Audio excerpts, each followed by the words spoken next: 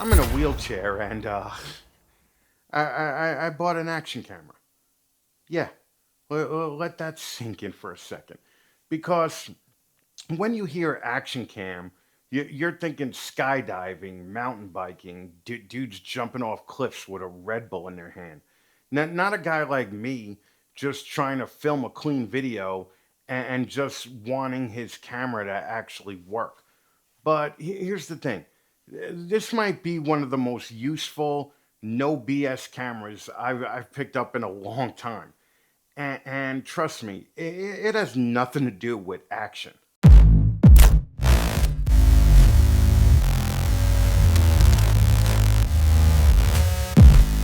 So I've been using the GoPro Hero 11, I think, for a travel outdoor B-roll cam for a while now. And look, it's a solid camera. I'm not here to trash GoPro.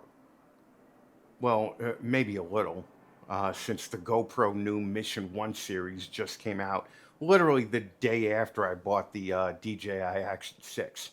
F you, GoPro. But trying to use the Hero 11 for real life, talking videos, quick setups, anything where you actually care about the audio, that's where things start getting annoying.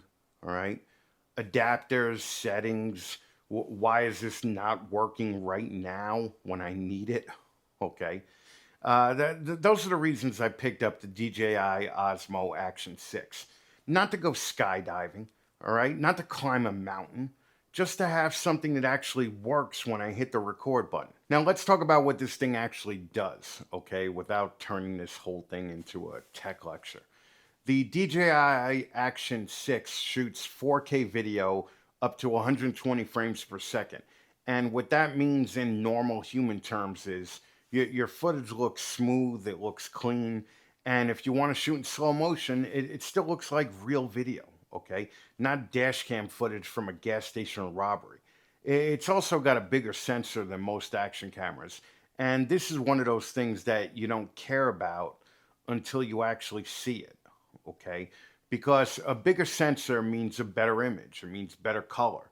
And most importantly, when the lighting isn't perfect, which, let's be honest, is most of the time, okay, you still look good. Now, here's where DJI did something really smart. This thing has a variable aperture. Now, I'm not going to go all film school on you, but basically, it lets the camera deal with bright and dark situations without you constantly having to mess with the settings. All right, you go from outside to inside, and it adjusts automatically. And that right there is a theme with this camera, man. For regular people, it just works. Now let's talk about the main reason that I actually switched, okay? And that's audio. Because if you've ever tried to get good, clean audio from a GoPro, you already know the struggle, right? It's like putting together IKEA furniture with no instructions, and somehow or another you got extra pieces at the end, okay? You got to get adapters, you got to change settings, you got to just hope that everything lines up. It's a process, okay? Well, with the Action 6, if you're using DJI wireless mics anyway, like I am, like the Mic 2 or the Mic Minis, you turn it on, it connects, and you're done. All right, that's it. No nonsense, no stress, no why is this failing me right now while I'm trying to film something important. For me, doing talking videos and reviews and quick tips, that alone is a game changer. Now, let me talk about something I didn't expect this camera to fix, all right?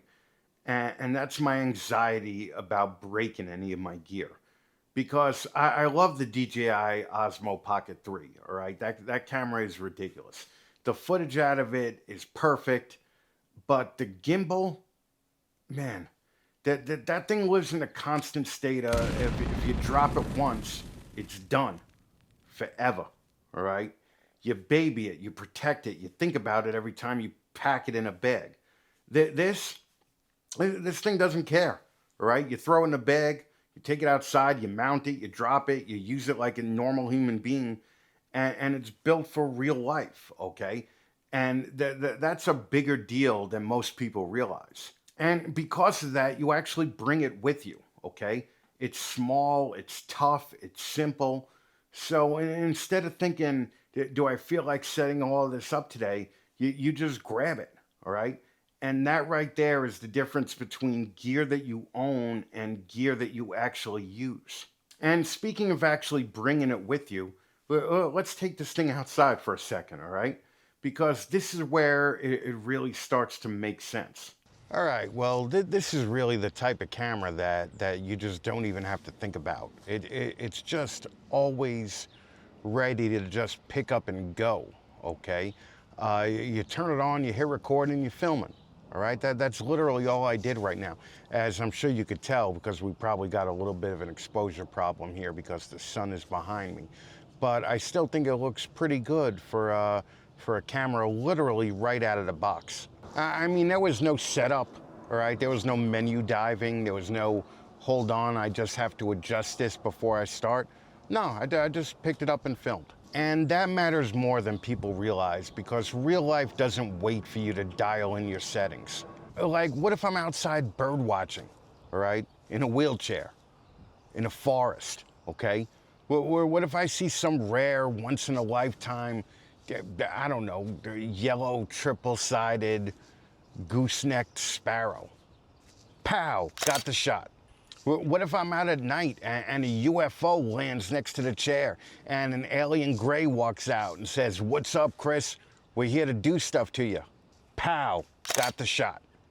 What if I'm out in the forest squatching and Bigfoot walks by? Pow, got the fucking shot. I don't want to be out there fumbling around with the Pocket 3, worrying about breaking the gimbal, worrying about adjusting settings, and actually missing the moment. We already got enough blurry Bigfoot video in the world. I don't need to be adding to that. With this thing, you grab it, you hit record, and it just works. Now, let's talk about the price, all right? You're looking at about 400 bucks, depending on how you buy it. And yeah, that's real money, okay? But here's how I look at it. If something makes you more likely to hit record and it makes your life easier and it removes all the friction from your workflow, it's worth it. Because the alternative is cheaper gear or worse, more expensive gear that sits there while you overthink everything.